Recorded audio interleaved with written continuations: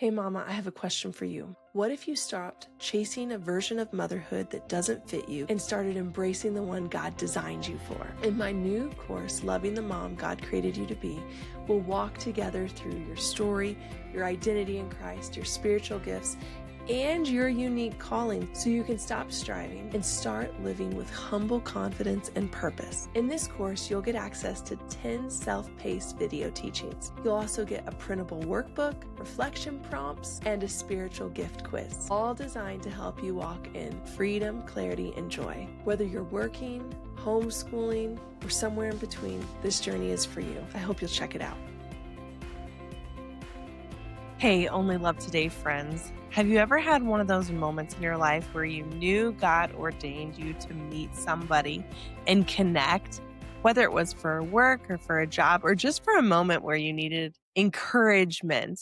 I had a moment like that recently in which my son connected with a new friend that has been such a blessing, and also me connecting with his mom, learning so much, and just their testimony just really inspired me, and I'm excited to share it today. My son was at our new friend's house for a play date, and I got a text message asking if Bentley, my son's friend, could cut Judah's hair. It's kind of a pretty random text message to get.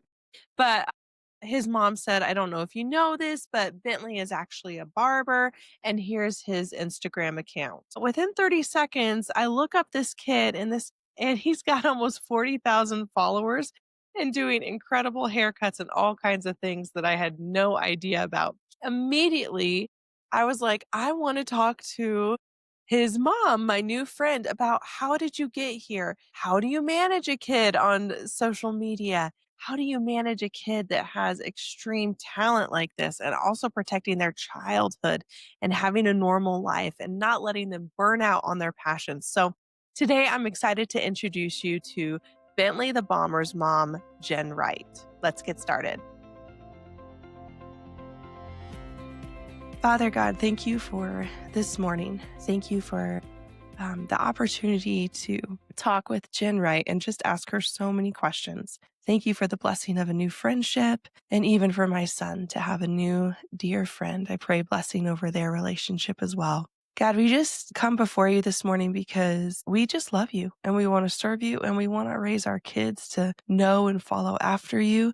And sometimes we put so much pressure on ourselves to do everything possible for our kids' education or their spiritual life. This morning, I just want moms to hear the testimony of Jenn and her journey with her son, Bentley, and how you've blessed them, but also how you've just kept them centered on you and just taking one day at a time as we nurture our kids and just help them and give them opportunities for growth and entrepreneurship and all the things, God. So I just pray a blessing on the listeners that will hear this episode, that they would be encouraged by Jenn's story, and that we could just continue to remember that our kids are really yours and we just have the privilege of raising them. In Jesus' name, amen. Amen. Well, welcome, Jenn Wright. I'm so thankful. I think all of our families are kind of sleeping right now. We're in this meeting, so thankful for this time. Absolutely. Yeah. Why don't you take a second and just give us a broad overview of who you are, like introduce us to your family so we can get a snapshot. In the intro video, I kind of explained that I just recorded before we met. I explained how we met and that while my son was at a play date at your house, I got the text asking if your son could cut my son's hair.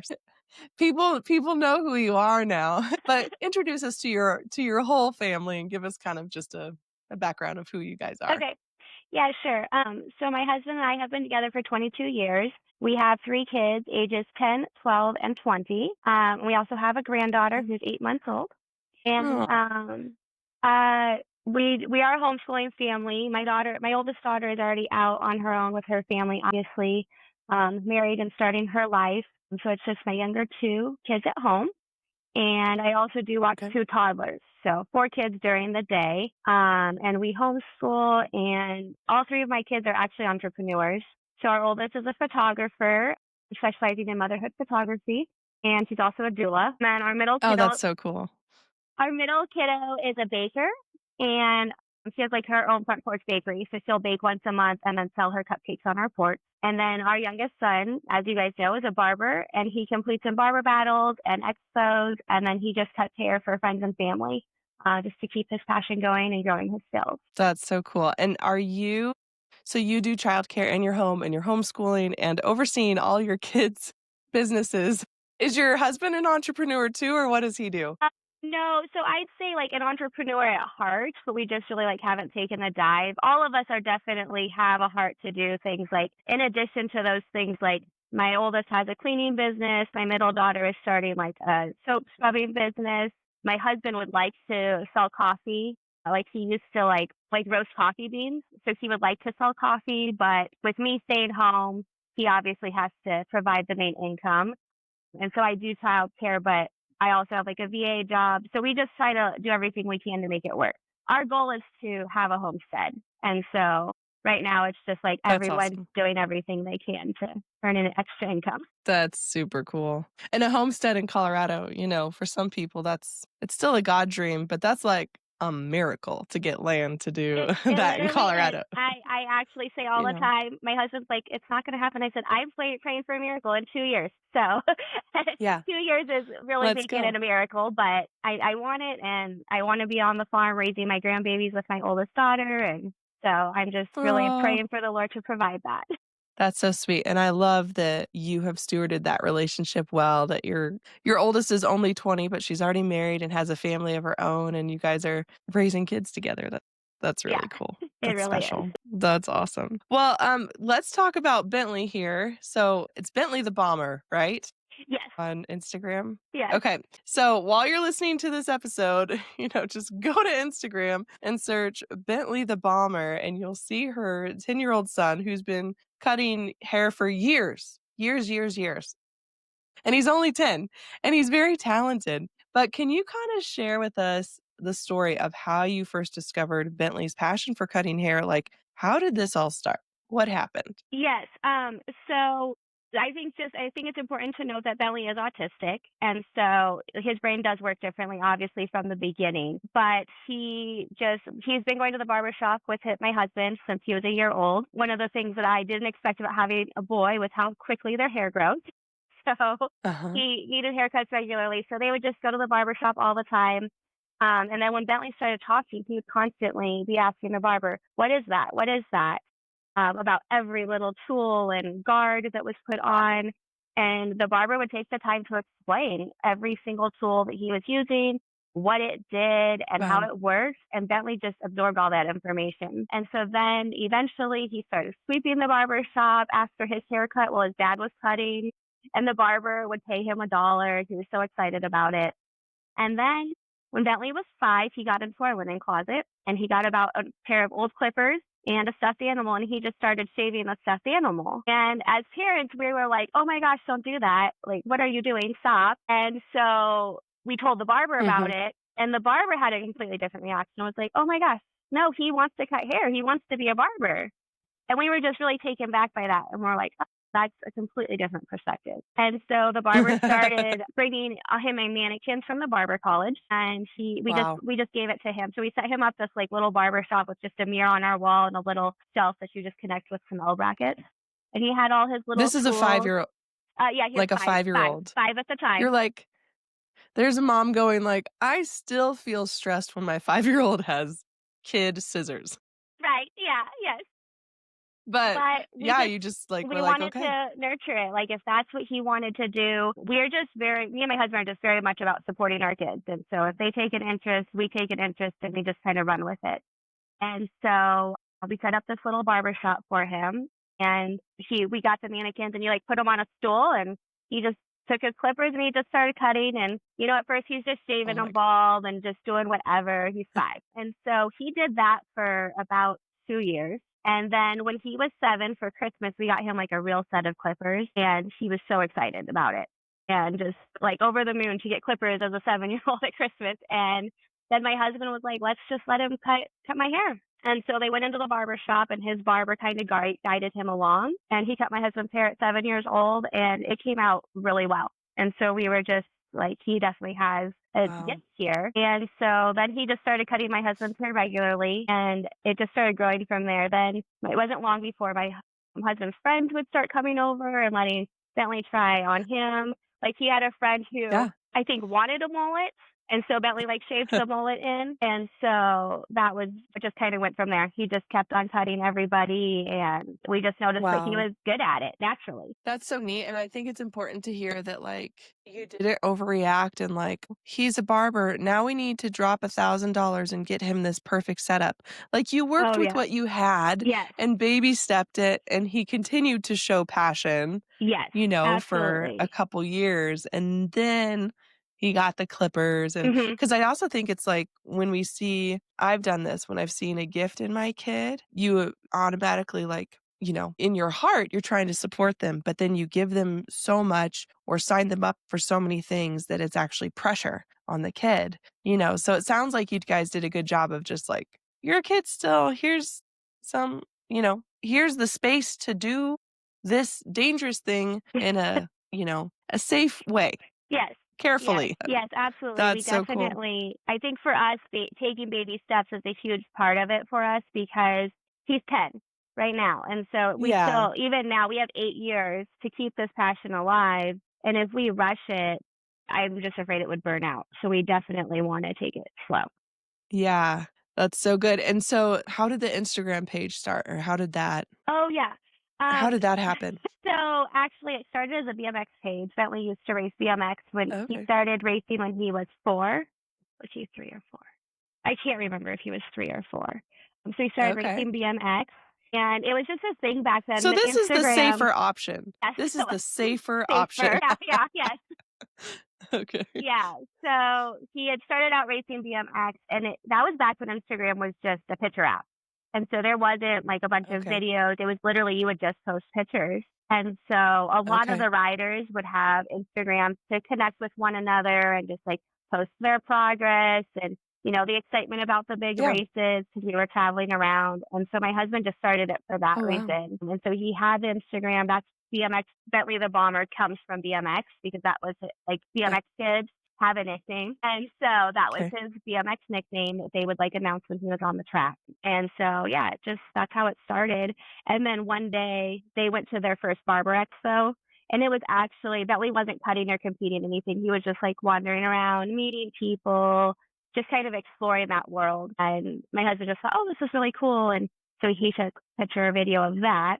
And then that was like the beginning of the transformation to it being a barber page, because after that, the things just really took off. That's so cool. I didn't know he raced BMX. That's awesome. Don't tell my son, because that's what he wants to do with his life. He's like, Bentley is doing it. Why can't I do it? I don't recommend That's it to any awesome. parents, actually. That's it's definitely dangerous, but fun, but I'm sure quite the investment Yes. financially as Yes. well, And time for something like that. consuming, all those things. So Mhm. we're much happier to Yeah. do the barbering thing. Yes. And did he ever do, or any of your ever kids do, like, traditional schooling, or has everybody homeschooled? And can you just maybe share how this works in with your lifestyle of Yeah. homeschooling, Yeah. giving him space to pursue this passion? Absolutely. So we have not always homeschooled. My oldest daughter actually went all the way through public charter school, homeschool for 6 months or something like that, but mostly she was in school, traditional school. She was at a charter school for a while, and right before the charter school, I tried to homeschool her, and it really just didn't work for her and I. She's just a very strong-willed child, and she did not want to homeschool. I didn't know as much about homeschooling, and I was just like not very far along in my parenting journey. I had her very young, so it just didn't work for us the first time. And so I actually started homeschooling when Bentley was in first grade, and this was like towards the end of COVID. He had done kindergarten, I think second year of COVID, and first grade just wasn't going well, and he was just having a really hard time being dropped off, and just like, because he is autistic, he'd just get very irritable with the kids in the classroom, and he would come home and have meltdowns. And then the school just started teaching on some things they didn't feel were age appropriate for a first grader to learn, and gave him some nightmares and just uneasy feelings.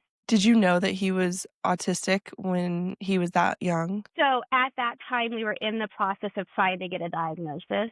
And so I was like trying to figure it all out. When Bentley was 2, they told us that he had sensory processing disorder and a speech delay. And so that kind of started our journey of figuring things out. And so we believed it was just sensory processing disorder until Okay. that point. But when he was in kindergarten, I started like, okay, this is something more, and doing my own research as a parent. But the wait list to get an autism diagnosis is so long.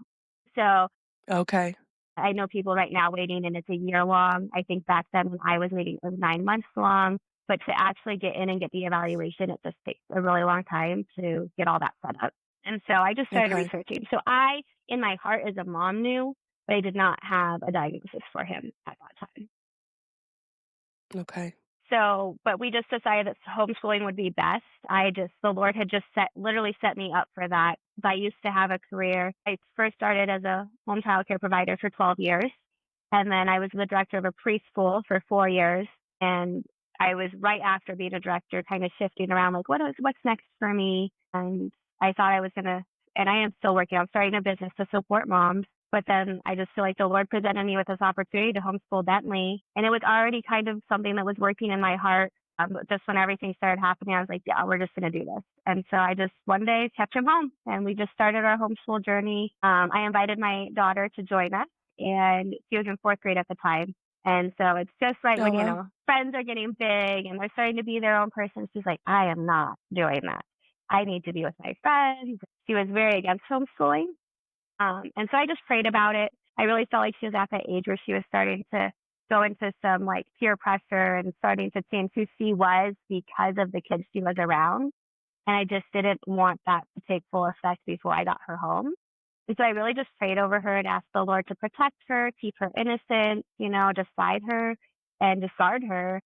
Yeah. And within a matter of 3 months, one day I picked her up and she said, I'm never going back to school again. And I was like, oh, in my heart, I'm like, thank you, Lord, answered prayer. And, but why? What happened? She had an argument with a girl at school and she was getting bullied. And she told the girl, my mom said I could homeschool. I never have to come back.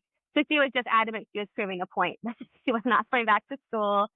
But to me, it was such a blessing and an answer to my prayers. And so we started our homeschool journey from there. And, at first it was a lot of like, back and forth, like, oh, I love homeschooling, but I want to go back to school. And it just really took us a while to get into our group. But now we all love it. And my kids love it. And they don't feel like they're missing out on That's anything awesome. anymore. And so, yeah, it's been a journey, Yeah. but we really are so happy to be homeschooling and just really blessed that the Lord has provided this opportunity for us. Yeah, it is such a gift. And I would say it's probably harder. We've just homeschooled from the beginning, but it's probably harder if your kids have tasted and seen Yes, and you're constantly comparing. Like my kids are just comparing what they think right. happens or whatnot. But to just, because you have days as a homeschool mom or whatever kids you're raising, whatever their story is, where you're presenting a solid front, but behind closed doors, you are freaking out going, are we really doing this thing? Should we keep doing this thing?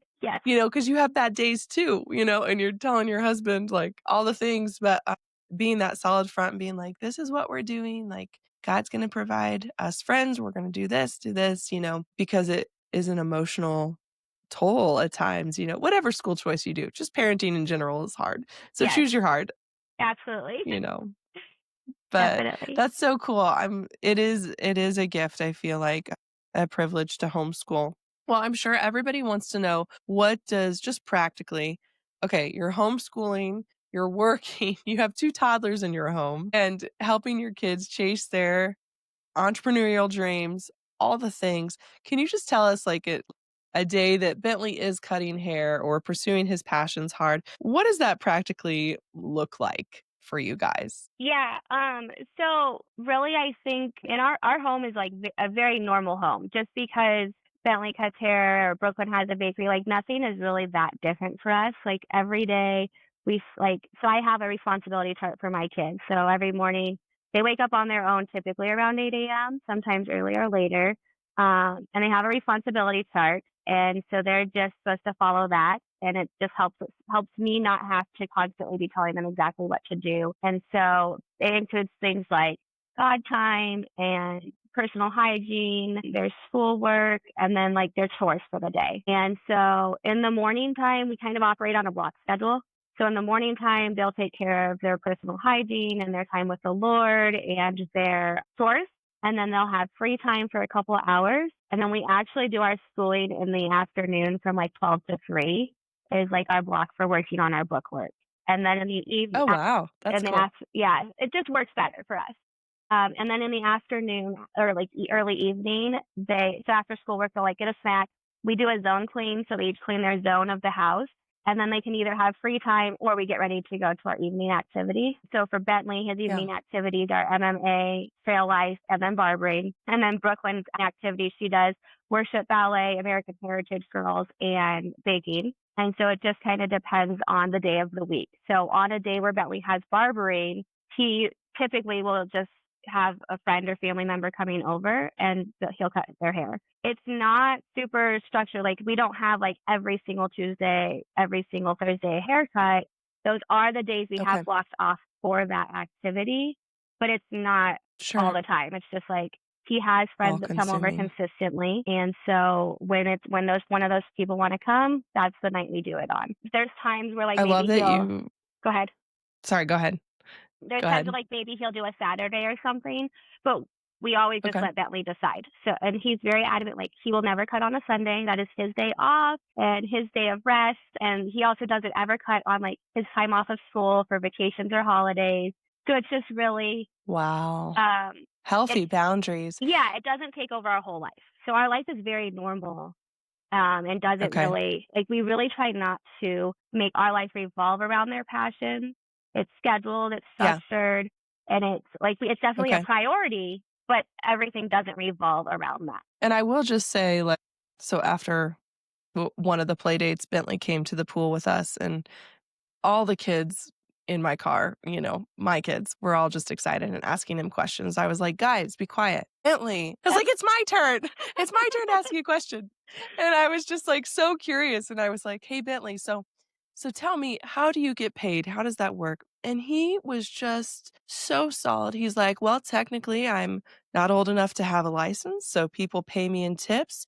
And it's very important. The first 10% goes to tithe, and then 30% goes to savings, and then 30% goes back into the business. So with a $20 haircut, I make $6. And I was like, your mom is incredible for teaching you all these things. But like, it was so much bigger than he just cuts hair. His values, I was just so like impressed. And he's just laid back, telling us all this. And I was just thinking, wow, he's learning so much, whatever he wants to do. Not that he has to be a barber for forever, but just the entrepreneurial, gift of experiencing something. I thought that was so cool. And my kids were learning stuff too. I even had a kid come home and be like, I want to be a barber. And they started designing a logo. And I was like, oh my gosh. That's so cute. I love that. They don't realize it now, but it's actually my daughter. Like, she doesn't realize it now, but she wants to do all these things. But really, she's like, I don't know if CEO is the right material, but she wants to run the business. She likes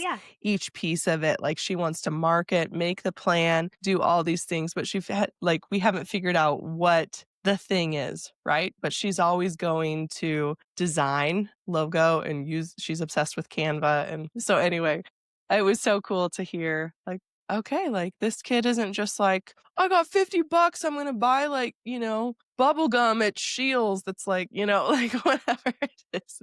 There was a plan with his finances. And I think that's so cool because we do a lot of talking about finances in our home with our kids. We do the Financial Peace University for kids with Dave Ramsey, but they don't have like a steady income normally. Last year, some of my kids did with some work they were doing, but I just think it's important, whatever we're doing, to, money can be a thing to make or break our relationship with others and with the Lord. So I think it's awesome that you've taught him so much so early. So it was so cute. He was just, on his way to the pool being like 30% goes here. And that's awesome. That makes me proud. You should feel very proud. I couldn't remember if I told you that or not. But no, I was going to say also for someone listening, I love that you took the pressure off. And a lot of times with homeschool in general, I've put the pressure on myself to be done by lunch, but you don't even start until lunch. And I Yeah. think that that's awesome. Like you've figured out what's worked for your family and you're like, no, this is what we're doing. And so could you maybe for the listeners that aren't homeschooling, that are feeling that tug in their heart or have this picture in their mind of what it has to be like, how would you encourage somebody, because you've done it, to pull away from a traditional schooling um, and to maybe try homeschooling or, how would you encourage them? Like, what has that process been like? Yeah, absolutely. I do just back to the schedule thing real quick is I actually was the same way when I first started is I thought I needed to be Okay. done by lunch. And that's just how I work as a person, as a mom. Like I wanted that out of the way so the rest of our day was free. But Yeah.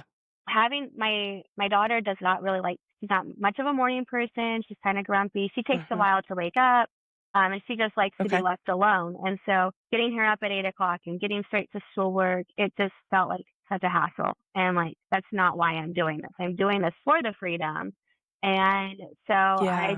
I decided to try something different. I really big on resetting our schedule every season. And so if Hmm. at the beginning of January, at the beginning of August, we do school year round. At the beginning of Okay. June, I use those opportunities to reset everything. And so I come out with a new responsibility chart that's updated, rearrange our schedules if needed. And so I just decided one time, like, we're just going to try this noon to 3 thing. And Yeah. I didn't like it. I didn't want it. It did not work for me as a mom, but I just thought we're going to try it. And at first, it was a nightmare. I know it was just like all over. Like Bentley still wanted to do his school first thing, then they were doing school at different time. I was schooling all day. It was crazy. But the more that we tried Yeah. it, and now everybody loves it and it works so freely. And that it allows us to have that block schedule where like responsibilities and personal care and just like a slower start to the morning happens. And so, Yeah. like, for a mom who's thinking about pulling away, I would just tell her just to do it. I was scared at first too. I didn't think that I was going to be smart enough. I didn't think I had the resources, the Mm. community. I didn't think we could Hmm. afford to have one income long term.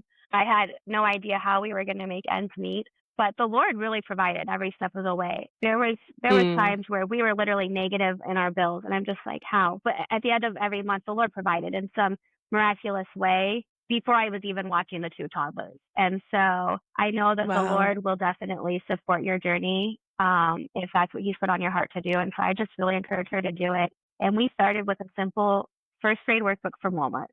And so we got the workbook Yes. and we just did a couple pages every day. Well, I'm over here researching and, talking to people. And it was Yeah. actually how I found my curriculum was walking in Costco one day and I saw another mom and we both recognized each other. We don't even really know each other, just kind of recognized each other. Like our kids must have gone to school at some point. And so we were like kind of catching up and homeschool came up and she told me like, oh, this curriculum is great. And I was like, oh my gosh, it was definitely a God thing to like not even really know who she was and just have that conversation. So I go home, I researched the curriculum. It was the good and the beautiful. And I just was like, this is the answer to my prayers. This is exactly what I need. It tells you everything to do, Mm. exactly what to say to the child. It's all laid out for you. So there's so many curriculum options out there. And I think every mom just will do her research and find what works for her and her family. But just I think a whole thing hold back is like, Yeah. are we enough? Are we good enough to teach our kids? Do we have the knowledge and the Hmm. resources?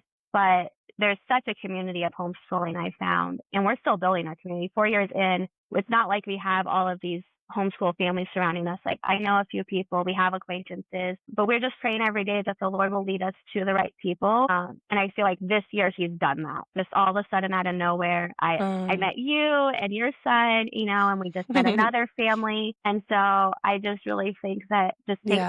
just take the leap of faith and the Lord will guide you and you'll find your way um, to what works for your family and the curriculum. And yeah, you'll overcome all those fears just so quickly. And it takes time. I don't expect like it to be perfect at first. It's going to take time. Like, so we did that Yeah. workbook and then we found our curriculum and it worked for language arts and math. But history and science, we were still searching and searching. And I still would say we're still looking for it. But I found something that works in the meantime that's getting us along. But I don't feel like this pressure Yeah. to like have it all figured out.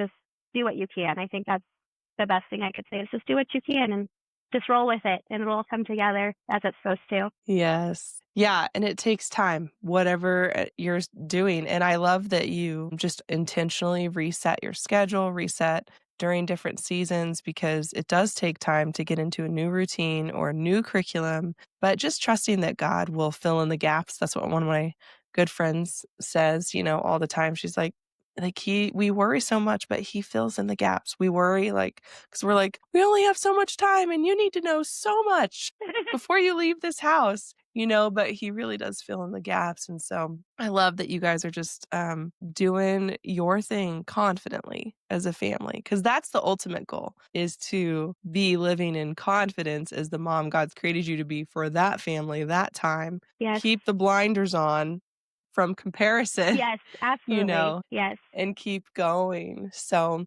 let's do just a couple more questions before we finish up here. But you have very, gifted child. Can you share maybe some of the lessons that God has taught you with having an autistic kid, who's also very gifted, but you just having to let go of control in so many different things? Like, how could you encourage just a mom that has a kiddo or more that's just wired differently? What are some of the things that you would want to speak life into them about? Yeah, absolutely. I think you said it yourself, is like, for me, I think the biggest thing I've had to learn is to let go of control, to let go of my expectations, and also just like not taking things personally. It's like throughout our journey, like in the beginning, I think I would take a lot of things personally. I also would really feel like Bentley's behavior was a reflection of me. And I'd often be embarrassed, like going out in places. I would Yeah. feel so embarrassed about things, and just like that I wasn't good enough, that I wasn't doing a good enough job, that I missed the mark on teaching him certain things. But Mm, I really had to let go of all of that. I had to shed those lies, and I actually took a parenting course because I want to be a parenting coach and mentor for other moms. And so I am part of this group called Kingdom Mother Society. And one of the biggest things that she taught me was that the only person I control is myself. I cannot control my children. And just like the Lord has given us free will, our children also yeah. have that same free will. And so Yeah. It's they have, terrifying. yes, It's amazing. It's yes, terrifying. yes.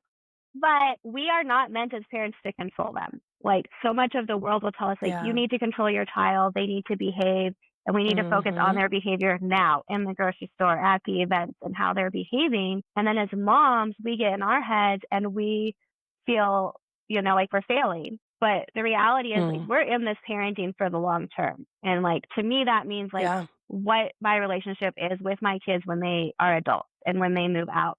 And so when we're constantly trying to control them and we're taking their behaviors personally, we're thinking it's a reflection of Yeah. us, that's actually damaging our relationship. It's damaging their Yep. self-confidence and their self-esteem. And then that's Totally. why there's so much brokenness in our world, is because then, they move out and they have nothing but, resentment and bitterness. And it's not, Mm-hmm. the happiness of like them Yeah. coming home for the holidays, or whatever that looks like for each person. And so for me, focusing on when I interact with Bentley and with my other children, I try not to break that relationship and damage that connection that we have. And so just really Okay. overcoming my feelings, not taking it personally, and responding in love to them. And not of a place Yeah. of like, you failed or you did this wrong, but like, I love you. Like, what happened? And getting their response. I Mm. think that's huge, is asking Bentley what happened there. Because as parents, we're going to perceive it one way, Mm-hmm. and it's usually Yeah. not like right. It's like, you did this, Mm-hmm. you caused this, but what happened to cause that? And so taking a step back, Yeah. going in and calmly saying what happened, and allowing the children and the child to explain their side of things really opens up your eyes as a parent so much. And it's like, oh, that is Yes. not what I thought. And then it allows you to handle it differently because you have the whole story Yeah. and you took the time to understand that. And I think that, Because we can just rush in and be yes, especially as teachers, just immediately start, even in gentleness, just start confronting and teaching yes, instead of doing what you're saying to do, which is so wise. yes. And I think that, that's what I've learned is, let go of my self-control, assess the situation, go at it differently. And I think too, like, I would rush in and I need to parent and I need to correct this behavior because other people are watching.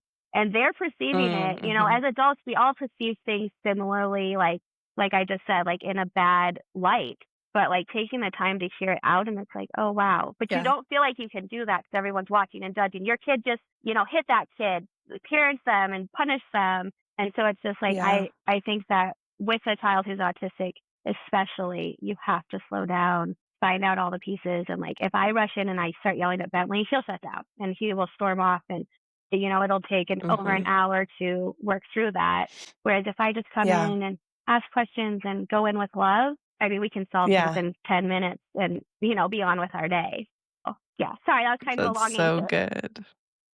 No, it's so good. Yeah, meeting our kids where they're at, continuing to let go of control, but then what that looks like, we've been walking through some things recently where, I would give anything for having a younger kid that just hit somebody. That used to terrify me because I had a Yes. kid that just was actually going through a lot of, but like now that I have bigger kids, it's like bigger sin, bigger problems. I would give anything for just, could you just punch somebody in the face? Because we can work through that, Yeah. versus like what we're dealing with now as they mature. But each season of parenting, I do find myself being tempted to, feel ashamed because of my kids' choices. Now, sometimes I've done things or they've seen my own sin and have repeated it, right? And I need to Yeah. come confess that and work on that with the Lord. But generally speaking, like, it's just that daily reminder of we can't control them. Mm-hmm. And sometimes I forget and we try to just be perfect or do all the right things so that they won't have pain, so that they won't mess up in this way that we messed up or Yes. whatever it is, but just fully surrendering to God's plan, for each kid. And I bet like when you were, having Bentley, you probably never thought that your kid was going to be a famous barber by No, age 10. definitely not. But here we are. In closing, could you encourage just moms that maybe you've shared your story, which I love that you guys just didn't go all out, Yeah. immediately, but you gently encouraged him in his passions. Could you just, encourage somebody that sees a passion in their child? Like, what do they do next? Like, what would be the next baby step for them? Yeah, I think like the best advice I can give is I just tell her to do what she can. It does not need to be big. I just say start small, do what works for your family. And I Okay. truly believe that the best way to nurture their passion is like low and slow. Going in and going big, like our kids can totally burn out so quick. But there's no need to rush into Yeah. anything and like run with it. Like if it's truly their passion, it will grow organically and their fire won't burn out. Just as long as you like keep the coals hot, and just keep on moving at the pace that's right for your child, but also for your family. So actually, with my daughter, my middle daughter, she wanted to start her front porch bakery because her brother was cutting hair and he's making this income. And, she wanted something of her own. And so she kept asking, what can I do? What can I do? And she figured out on her own that it was baking. But as a mom, I was not ready to take on somebody in my kitchen all the time. That's a messy thing. And then figuring out the laws around that for her. Just, we didn't have, like from Bentley, we were very blessed to have a mentor and still have a mentor that is a master barber. Like the man is 67 years old. He has been in this for a long time, and so for baking, we didn't have that same mentoring. So like I had to research that. And, as a busy mom, I didn't have time to just like dive into what she was wanting to do. And so I told her that she could start by practicing. I said, let's spend a year practicing baking and see where it goes. And if in a year you're still interested, then we can start selling on the front porch. Because she just wanted to bake and sell. And I was like, oh, we need research. So I still was able to give her something to do where she was living out her passion, but I wasn't overwhelmed and we could do it safely. And I had time to research it and learn what she needed. And so she did. Low and slow. Yeah. That's amazing. I love that. She did that. She baked for a year. And then I honestly wasn't even thinking about the front porch bakery, but she came back to me in a year and she was like, Mom, I've been baking for a year. I'm ready to go. And I was like, okay, like I did promise her that. It was summer, so I put her off a little longer. I said, let's wait till fall. I don't want my kitchen hot, so I had a little bit of time 3 months to get things together and really bring it home for her. And then she started baking, and we would just a little tiny cooler on the front porch with some cupcakes in it. And then of course that blew up too. But just take your time, and do not, like, something is better than nothing, and a little is better than a lot. So like, don't pressure them. Don't pressure yourself. If you can't take them to every single event in their category, just start with one. Start with something, even if it's small, that gives them an outlet, whether it's once a week, once a month, or a couple times a year. And then just like grow with it each year and as time allows. Like, don't put all this pressure on you or your child to just like go all in. Just like something a little bit, and then you just build and build as it works for everybody. And it's organic and it's natural, and then no one burns out. Because I think that's the hardest thing, is not letting you or your child, your family burn out, and letting it consume everything. Yeah. Yes. Especially nowadays, because there's this amazing like freedom to really do what you want when you grow up. You know, you and I are living that out, but we're not like our, mom was a shoemaker. We have to be a shoemaker.